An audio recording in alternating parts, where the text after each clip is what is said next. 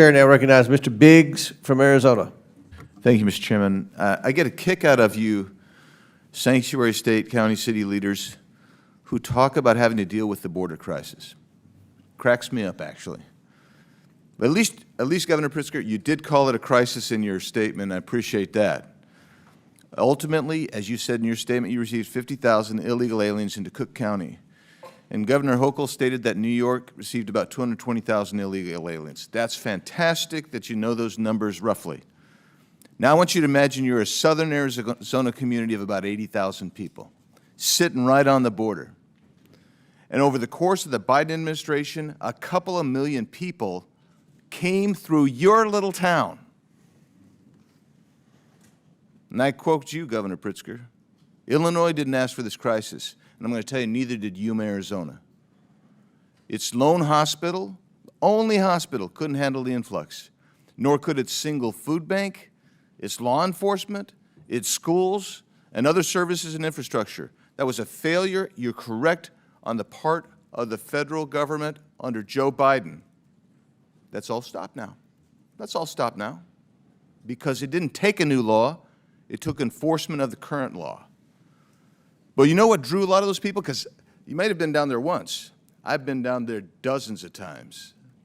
I've taken more people from Congress down there than anybody else here. And you know what those people told me? They're coming here because they wanted to get to places, and they would name Chicago, and they would name New York to me. And I'd say, why the heck are you crossing here and not crossing at Del Rio? Because you guys offered sanctuary policies. They believed that they would be protected in your jurisdictions. And now that these millions of illegal aliens are here, permitted to get here by the Democrats and the Biden administration, your jurisdictions actually hinder the enforcement of immigration laws because of the sanctuary policies you've adopted. And then you have the temerity to complain about the influx of illegal aliens that strain your social services. Well, you did that. That's not even an unintended consequence. That's what it is. So I'll ask you, Governor Walz, do you agree with your Attorney General's opinion stating that it's not lawful for Minnesota counties to hold people for immigration authorities, even if there is an immigration warrant? Do you agree with his statement? That's his statement. It's not yours. I just want to know if you agree with him. Yeah. Well, I know you know this, Congressman, that all 87 Minnesota counties follow federal law.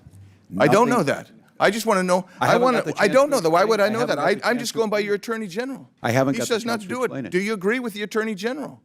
That's all I'm asking. The Attorney General is elected independently in Minnesota. Nothing in his opinion allows it. In Minnesota, so are you telling me you disagree with him? Could I have 20 seconds just to say? I just want you to answer the question. You're not answering the question. I served here, Congressman, and there's the respect to the witnesses to just be able to speak. Yeah, there is, and there should be respect, and that respect from the witness should be to answer the question. Our counties and jurisdictions can do whatever they deem necessary. They have to. Do you agree with your Attorney General? Apparently, we don't know because you're not going to answer. You're going to be oblique about it. So that's unfair characterization. I'm trying to answer. I'm not the Attorney General of Minnesota. Do you agree with his memo? And you're killing time because you're filibustering. Do you agree with his memo? That's all I'm asking. Nothing. And you don't want to even answer it. You just say, oh, you know, maybe yes, maybe no. I don't know. Let's go to you, Governor Pritzker. A lawsuit was filed against you in the state of Illinois, and you responded. Your response to the claim is that Illinois has a quote constitutionally protected choice not to assist federal authorities with deportation, close quote. Give me the constitutional reference you're making there. What are you referring to? Congressman, I don't know the lawsuit that you're referring to, and I don't know that I was the respondent in that lawsuit. I can say that this is from the response filed on your behalf. So you didn't read the response? Well, let me then ask you, if that is the response officially of you, how is that consistent with Arizona versus U.S.?